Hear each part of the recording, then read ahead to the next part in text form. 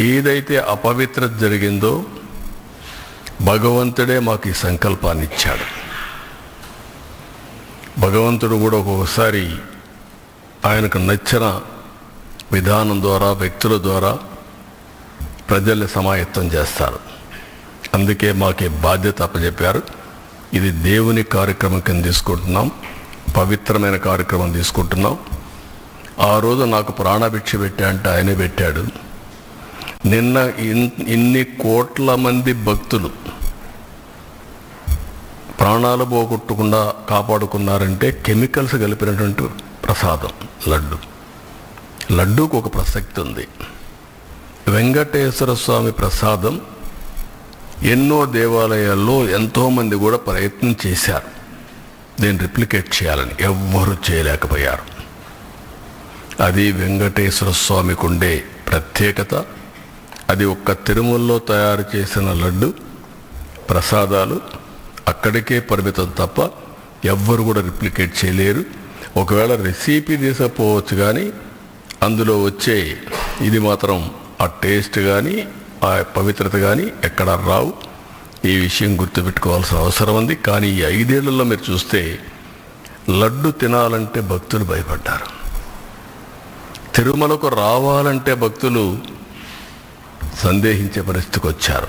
లేదు, అక్కడికి పోతే ఈ అపవిత్రత మేము భరించలేము, ఇవన్నీ చూస్తే మానసికంగా మేము ఏమాత్రం కూడా ఉపేక్షించలేము అనే పరిస్థితికి వచ్చారంటే ఎంత అపవిత్రత జరిగిందో మీరు ఒక్కసారి గుర్తుపెట్టుకోవాల్సిన అవసరం ఉంది. ఇన్ని కార్యక్రమాలు చేసి మళ్ళీ ఈరోజు ఎదురు దాడి చేసే పరిస్థితికి వస్తున్నారు. అంటే దీన్ని కూడా డైవర్ట్ చేయడానికి ఎప్పుడు కూడా నేరస్తులు చేసే పరిస్థితి ఏంటంటే ఒక ఇష్యూ వస్తుంది, దాన్ని డైవర్ట్ చేయాలి, దాన్ని డైవర్ట్ చేయడం, లేకపోతే ఏదో ఒక విధంగా దాన్ని స్తంభింపజేయడం. ఇది ఒక పద్ధతి ప్రకారం పెట్టుకొని చేస్తున్నారు. ఇది మంచి పద్ధతి కాదు. మళ్ళీ అపీల్ చేస్తున్నా రాష్ట్రంలో ఉండే ప్రజలందరినీ, మేము ఒక సాధారణ భక్తులుగా ప్రతి ఒక్కరికి తెలియజేసే బాధ్యత మాది. బాధ్యతలో ఉండే ప్రభుత్వంగా ఇలాంటి తిరిగి జరగకుండా పవిత్రతను కాపాడడానికి ఏ చర్యలు తీసుకోవాలని అన్ని చర్యలు తీసుకున్నాం, ఇంకా తీసుకుంటాం. అదే మరి దోషులను కూడా అన్ని విధాలా శిక్షించడానికి అన్ని చర్యలు తీసుకొని ముందుకు పోతాం. ఇది బ్రీఫ్గా.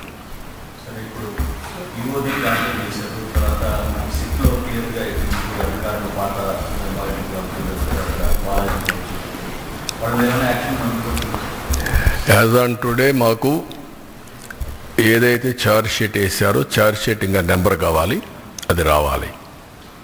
అదే మరిగా మాకు యాక్షన్ తీసుకోమని ఒక రిపోర్ట్ పంపించారు సిబిఐ.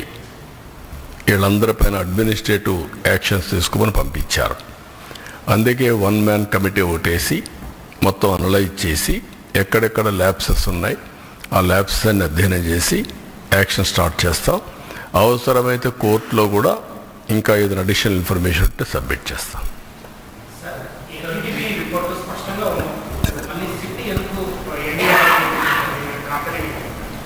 ఇది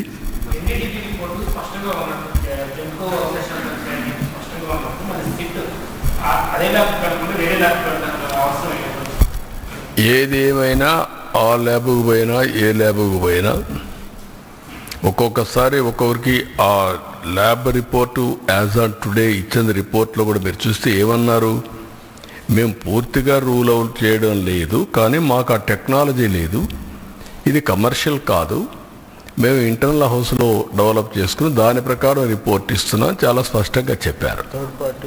థర్డ్ పార్టీ రెఫరెన్స్ కూడా చేయమని కూడా చెప్పారు. అప్పుడు చెప్పినప్పుడు where is the question? First report confirm చేశారు, ఏ రిపోర్ట్లో చూస్తే చేశారు. నేను ఒకటి అడుగుతున్నా, అసత్యాలు అబద్ధాలు చెప్పే వ్యక్తుల్ని 2022లో రిపోర్ట్ వచ్చిందా లేదా? ఎందుకు తొక్కి పెట్టారని అడుగుతున్నాం. ఆ రోజు మీరు కానీ యాక్షన్ తీసుకొని ఉంటే తెలుసో తెలియకో తప్పు జరిగిందని సమర్థించుకునే అవకాశం ఉంది. కానీ మీరు డెలిబరేట్గా చేశారు కాబట్టి, డెలిబరేట్గా చేయాలనుకున్నారు కాబట్టి అది తొక్కపెట్టి మీరు ముందుకెళ్ళారు. అందులో కూడా మళ్ళీ ఆనాటి చైర్మన్ పిఏకి డబ్బులు ఇచ్చారు, 4,65,00,000 ఇచ్చారు. అంటే ఏమనుకుంటున్నారు మీరు? బుకాయిస్తే ఇదైపోతుందని. ఇంకా రేపు రాబోయే రోజుల్లో ఆ రిపోర్ట్లని చదివితే ఇంకా చాలా విషయాలు వస్తాయి. టీటీడీ బోర్డు చైర్మన్కి తెలిసే జరిగింది. మెంబర్లంతా కూడా ఎవరంటే వాళ్ళు పోయి కూర్చొని వీళ్ళ మనుషులకు పెట్టుకొని పర్చేస్ కమిటీలో నిర్ణయాలు చేస్తారు. వాళ్ళే ఈరోజు ఎదురుదాడి చేస్తారు. ఇది మంచి పద్ధతి కాదు. అంటే మీరు దౌర్జన్యం చేస్తేనో లేకుంటే రౌడీజం చేస్తేనో ఇక్కడ మీ ఆటలు సాగుతాయనుకుంటే ఆ రోజులు అయిపోయినాయి. మీరే చూశారు ఈరోజు రాష్ట్రాల్లో. ఆ రోజు ముఖ్యమంత్రిగా నేనే ఉన్నాను. వివేకానంద రెడ్డి మర్డర్ చేసిన నెక్స్ట్ డే కత్తి నా చేతిలో పెట్టారు. ఇప్పుడు అదే చేయాలనుకుంటున్నారు. మంచి పద్ధతి కాదు.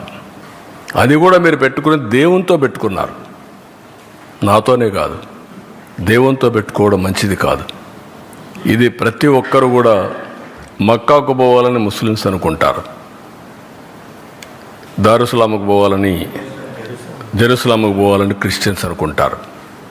అదే సమయంలో తిరుపతికి వచ్చి దర్శనం చేసుకోవాలని హిందువులు కోరుకుంటారు. ఒక్కసారి కాదు, ఎన్నిసార్లు వీలైతే అన్నిసార్లు వస్తే అంత మోక్షం వస్తుందని, అదే మరి వాళ్ళ జీవితానికి విముక్తి వస్తుందని కోరుకుంటారు. అలాంటి పవిత్రమైన వెంకటేశ్వర స్వామితో పెట్టుకోవడం మంచిది కాదు. నేను ఎప్పుడూ నమ్ముతాను, కలియుగ దేవుడు వెంకటేశ్వర స్వామి, ప్రజల్ని కాపాడేది వెంకటేశ్వర స్వామి. మనకి ఏ సమస్యలున్నా మనం ఆయన మొక్కుకొని ఆయన మీద భారం వేసి పనిచేస్తాం. అది మన యొక్క సంస్కృతి సాంప్రదాయాల్లో ఒక భాగం.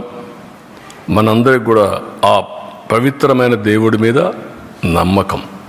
ఇప్పుడు జరిగింది నమ్మకం విశ్వాసం పైన దాడి, వెంకటేశ్వర స్వామి పైన దాడి. అది మంచిది కాదు.